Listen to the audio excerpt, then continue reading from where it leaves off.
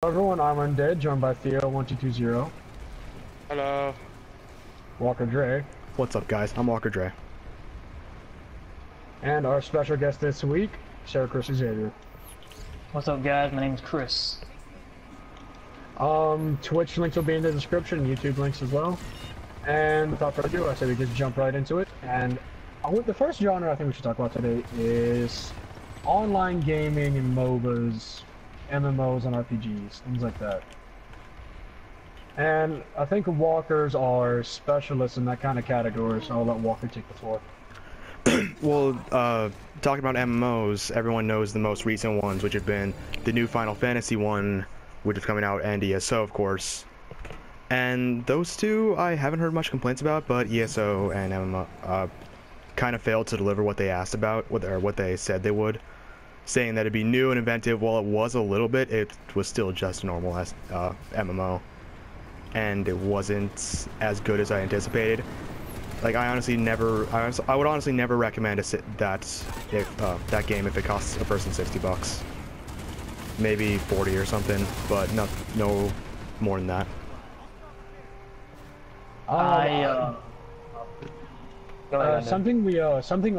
We play ESO a lot, and I think it was within the first week of the game, the devs released an update. It was the game-breaking update. It broke everything. The game crashes more, and literally a day later, they release another update. It's called the We're Sorry update, and it just repaired all. These are jokes, by the way. That's not actually what they're called. Yeah. So somehow that is what they were called. That would go down in the history books.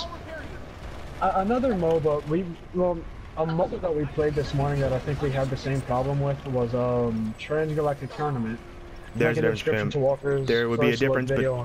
There would be a difference between a MOBA and an MMO, but yeah, they both have the same sort of thing. They're both in the same genre of online gaming. Not really, but kind of. No, not really. But it falls into the category of how everything tends to play out a certain way. Sorry, I'm having a really scratchy throat right now. Games like MOBAs, one Walker was telling me about that was on Steam, Dota. I've seen people play Dota. I've heard a lot of good things about it. In all honesty, I might get Dota. I know me and Walker were talking about it earlier. It's been out for how many years now, Walker? I have no fucking clue. Like 5? I'd say about. Long time. Yeah. Yeah, I mean, it's a successful franchise. Personally, what I think of multiplayer games now these days, some are good, but yet some are just a little bit, how can I say it? A little bit, yes, that's the word to say it. For example, let's say Assassin's Creed Unity. Now this game came out a couple of years back. Would that be considered an MMO? No, Chris, that doesn't count. Chris, I'm gonna stop you right there. Before we continue the podcast, I'm gonna stop you right there. That wouldn't be considered an MMO or MOBA. And second of all, it didn't. No, it's not considered an MMO. It's a single player game with co-op. And Chris, another thing is that it didn't come out so many years ago. It came out, I think, a couple months ago. Year. Not even a year ago. Yeah, what am I saying? Sorry. Dota's a MOBA. It is kind of calm. It's kind of calm. I've seen screenshots of Dota. It's kind of finicky when you start playing. And this goes back to a podcast we recorded maybe maybe like a month ago at least.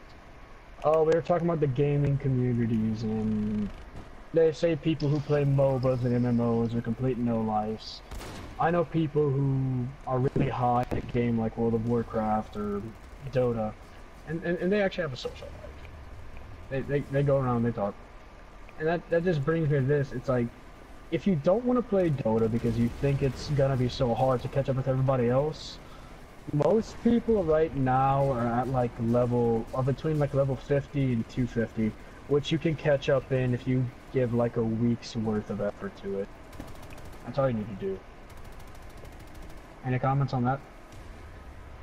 The thing about that's actually a thing where people don't like to go into MMOs or multiplayer games because they feel like they're too far behind, they're gonna get wrecked. Generally, that's a fear in some gamers that, yeah, is generally unjustified. And honestly, like, if you feel that way, then you should still give the game a try. Like, I want to play this game, but I feel like I'm gonna get destroyed by anyone who's higher level than me. No, usually in a game it's balanced where new players are welcome and old players can fight with themselves. I haven't played as much as these guys. I'm not gonna be as strong as them. That's not necessarily true. It's the same thing with any online game. Any comments on that? Nope. I think we should just move on to the next subject, the next topic. Which is, I want to talk about, and for people who are relatively new to the whole online gaming scene, who might not actually know this, I'm just clarifying. I suppose. And, yeah. Me personally, I used to, I've never actually played WoW. I've played a little bit of it, actually a good bit. The thing though is that, like, most people who've played WoW a lot have told me is that the economy is balanced out. Dale was just telling me about that. Like I said, he was telling me about that a while back. I used to play the game when I was younger. The economy of that game, you can already get things off of players and it'll be cheaper than the store. Oh, that is not a joke. Yeah, and the thing is that what I think the game developers were thinking when they did all this was, people are gonna be people, and they're gonna be greedy people. They're gonna be greedy, and they're gonna want more money for a less economy. And Elder Scrolls Online is right now. People have been scavenging Dwemer ruins, and I'm not saying this is actually how you get them. People have been scavenging Dwemer ruins, trying to find these, and they're not having that much luck. And I don't know how though, they've been getting these Dwemer motifs, and they've been selling them, and that's just a big inflation right there. And so, in about another month, people are gonna stop buying them and stop selling them. And there's gonna be a demand, and then you could probably go in and sell one for about 10, maybe like 5,000-10,000 gold, and you can set for a while. But this is just an example of how unbalanced economy and gaming is. Any comments on that? Well, you mind if I just say this right now? That is currently ESO on console. That is still currently a new game, so you gotta give the economy time to actually balance out. Same thing with WoW, but you can't actually imagine that we got that economy within like the first year or so. It took us like about 3 years. 3, maybe 5 even. WoW was the first. What I'm saying is, the economy will get better if we just wait it out. WoW was one of the first of its kind. It was new and evolutionary when it first came out, and so and now that players know how to make an economic system in game, they can go off as a developer, start from scratch completely, and just start like that. So it's up to the developer gave us the software. They gave us the software to make it and mold it the way we want to. Because with the new update coming out soon, from what I've been told and from what's been leaked, it's going to have player housing, player marketing, which means now individual players, depending on their level and financial status, will now be able to buy property and use it as a market stall. You cannot hire an NPC to do it though. You have to devote your own time to setting up your market stall and selling your items. And there'll be access to the Imperial City, so on and so forth. That's all coming in the new update. Which will be amazing, I hope. Which dueling too, right? Mm-hmm, dueling. Yes, I do believe. But this isn't going to be until late August, mid-September. So bear with us through this information. I could be wrong, but I'm going... I mean, we are in August right now, and we've been waiting for the game for a few years, so what's another few months? Exactly. I'll go to this. This goes back to the argument, I think I was talking about this a couple of weeks ago. People consider GTA 5 to be an MMO sort, which I want to ask your opinion on that. Would you guys consider that an MMO of sorts? I suppose so. No, I wouldn't. I would, because GTA Online is different from GTA 5, so it depends on what you're talking about. It's a multiplayer game, but I don't really see it as an MMO because you can only have 16 people right? 16 or is it 20? Well, yeah, but imagine a full Upgraded to 30. server. Imagine a full server would be packed. Like it still has pretty much all the aspects of an MMO. So I would True, define it as an I don't MMO. quite feel like it's an. It's easier to get items out of the chest, but they're not going to be worth anything. Now you can craft items. One of mine and Theo's personal favorites was the Ripper from the Bloodbath Arena DLC. It was a handheld chainsaw. It was pretty cool.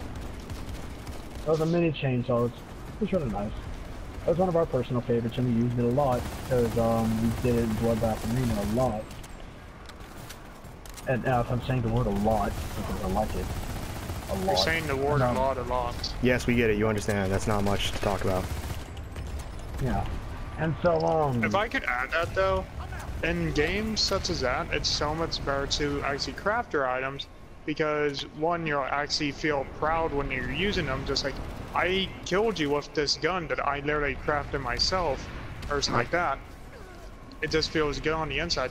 Plus they usually last longer, like in ESO, as we were talking about earlier, I've actually crafted myself a large amount of armor and weapons, of which I still use and love, because I got full customization out of that, and they fit me perfectly. So. Another thing about the hold on. Another thing I want to talk about co-op games is how they're set up. In Borderlands, you have a hub area, which was Sanctuary, or if you're before that, it would be Liar's Den or Liarsburg. And you get quests from there, and then go to other areas using fast travel or going from area to area. And there was a thing about that where, like, that's another thing that's hard to balance. Like, does everyone need to get there at once to be able to travel, or can one person go while they wait for the other, or what? And that's a big problem. Yeah. Dead Island needed everyone to be there at once, I believe, while Borderlands, one person can do it, and they have but we the only still way we had to be in the same area, but one person would have in Borderlands some person could do it, but like that would anyone could stop it at any point. So that really makes bad imbalancing if you have a friend who's annoying you or trying to troll you, and they literally just stop you from going into another area when you've already done everything. And that's a really common joke in that's a really common joke in games. That it's also bad the other way when one person wants to go but no one else wants to, and we're just at an impasse, and the person could literally find the chance to move, and now you got screwed out of something. I don't know, but yeah, like it's just bad balancing in certain games. I'll tell you this, while we stream, we all have a tradition where Theo and Walker, when they get to Sanctuary, will change their skin in their head. Me, I'll gamble a couple times. My ass. It's like 8 times. No fucking arguing, goddamn it. Gotta be goddamn editing nightmare. It gets to the point where if I want to gamble and Theo and Walker don't feel like waiting, they'll just go on to the next area, and I'll have to hit the pause button to finish what I'm doing. Or vice versa, where I'll do it and have to do it to stop. And so the game developers, Borderlands was, I don't know the budget for Borderlands 2 because it was so long. It came out a while back. I remember in the PlayStation Home E3 thing that you could actually get a 0 item if you become 0. I'm gonna fuck with that. But that's just how long ago it came out. If anyone can remember what that was. That was just so long ago. But I don't know the budget because game budgets used to be kind of small back then, depending on how you look at it. And with the way the game was made and the way like it would have to be rendered, the graphics were kind of decent at the time. With the way the game was to be rendered though, it couldn't render all of Pandora at once. It had to render these small sectioned off places called cells. Which if you play a game like ESO, actually let's use Skyrim as an example. You have the overworld, which is, you know, the flow to the world, exterior to solitude, all that. Then if you walked into a building, that would be called an individual cell, because that's the inside of the cell. And so the game had to render these small cut-off cells and Sanctuary was considered the exterior, not interior cell. So yeah, that just kind of brings me back to what I've been talking about for a while. Any comments on that? No, I think we covered that. Now, I will bring this up because, I think Chris kind of was trying to hit in the right ballpark earlier. I think he just kind of got confused. A game like Assassin's Creed Unity where, actually, Walker, I haven't played Unity. Isn't it an online co-op? Like There are portions of the game, and they were really, and that was a part of the game's really big selling point. Portions of the game are multiplayer, where you can play as friends with multiplayer stealth, multiplayer assassinations, and all of this, and they're just not fun. Right. Well, in my opinion, Yeah, maybe a bunch of people maybe a bunch of people have a lot of fun with it, but in my own opinion, it's just not a fun thing. Maybe okay. So I have a problem with online stealth, with multiplayer stealth. This comes from one of the heists in GTA 5. I was actually just about to bring that up. Thank you, Walker. Yes, this comes from one of the heists in GTA 5. Actually, 2, I think, but 1 was harder. And Assassin's Creed Unity. Multiplayer stealth is so difficult because you just don't know what your friends are going to do. And again, it's another thing about trolling. It's just bad, especially if it's some sort of stealth mission where if you get caught, it's an instant fail. You just can't trust your friends, and you can't play on your own. So what are you supposed to do? You're stuck now because you don't have anyone to play with that's fun that can actually help you. Yeah, and it's extremely annoying. Oh, Walker, I know you're one of the people who probably play this on Xbox. I have friends who found an Xbox all the time. Splinter Cell. And he was telling me about how like I should really get into the game, so I went over, I played a little bit. I was not good at stealth, and so I guess one thing you could do is, in a game like Splinter Cell Blacklist, which is what we were playing, there are missions where there are a lot of enemies, and there's a lot of stuff you can do. We came with a strategy where I would go in the middle of everywhere, I'd, check everybody off, I wouldn't kill anybody, I'd just, fire my gun in the air, keep myself defended, and he'd take out the target. So depending on who you play with, or like where you do this, it's actually possible that you can use, the teammate's inability of stealth to advantage. Hello, Theo. That's actually a thing. Hi, Theo. That's actually a thing I'm worried about. Chris, don't do that, please. That's actually a thing I'm worried about with Tom Clancy's. I'm not sure which one of the new ones it is. I believe it's the Division, which is co-op versus co-op, and it's very strategical. Yeah, it's not exactly stealth, but there's a bunch of cooperative strategy in that game for both teams, and it's of which we're all around stealth. It's very difficult to say whether that'll be good or whether it'll be an extreme fail. And I'm just terrified to see how that game's gonna go. Really, that will just all depend on the group that you play with. Yeah, and I'm sorry if it's not the Division. It's not the Division. If it's not, then it's Rainbow. It's Rainbow Siege 6, I believe. No, it's one of those two. No, it's one of those two. No, I'm sorry. It's not Rainbow Six Siege. Well, one of them is 4v4, like multiplayer. Yep.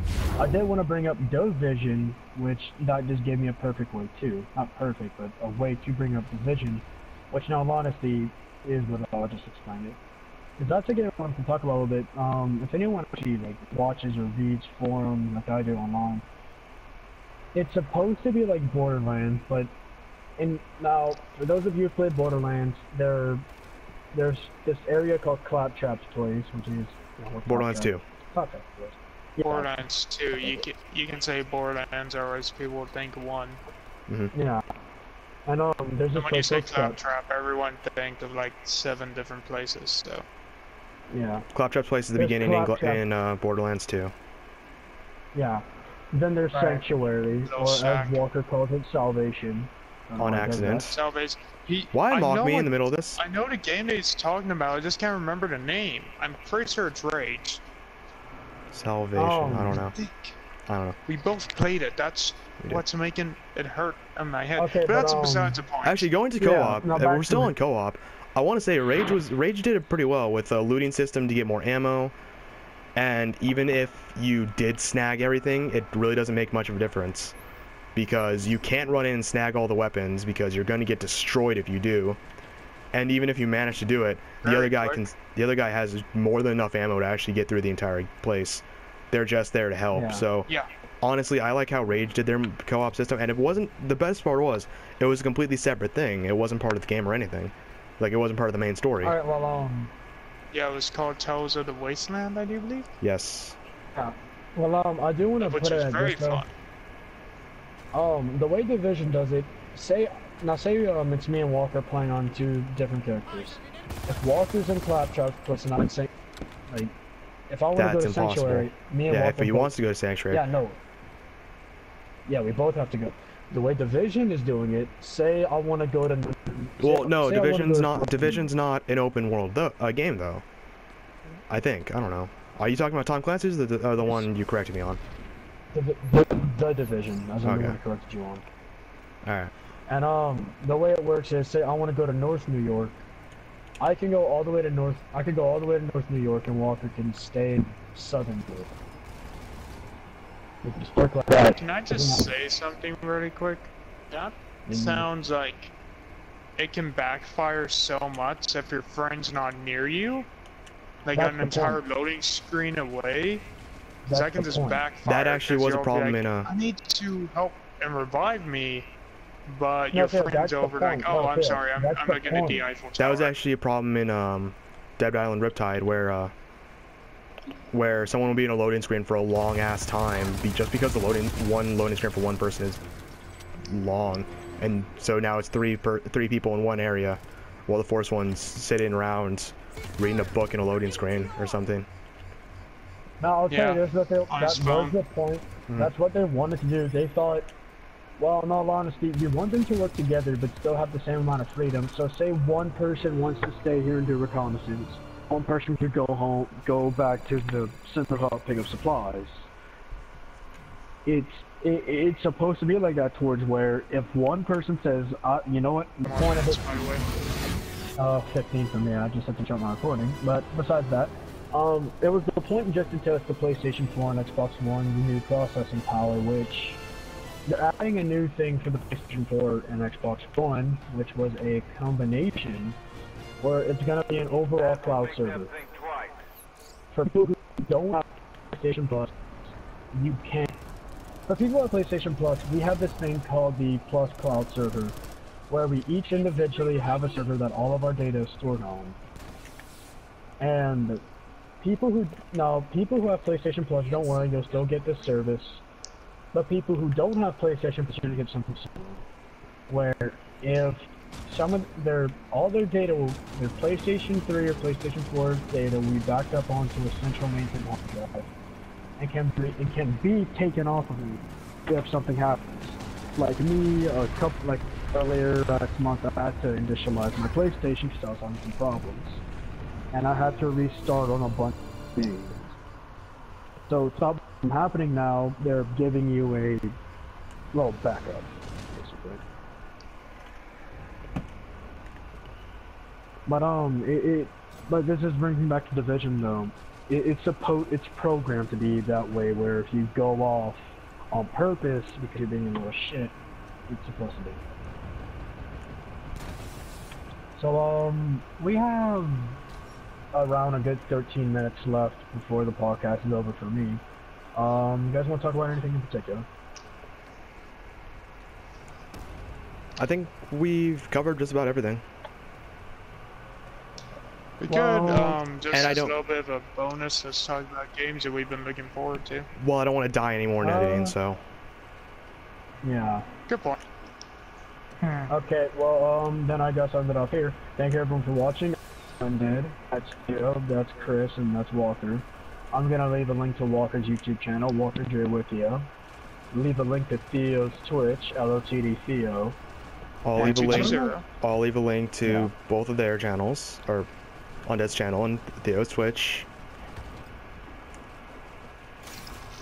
The rebels have been wiped out. So yeah, that's about it for today. Thanks everyone for watching, and we will see you in the future. The future is tomorrow.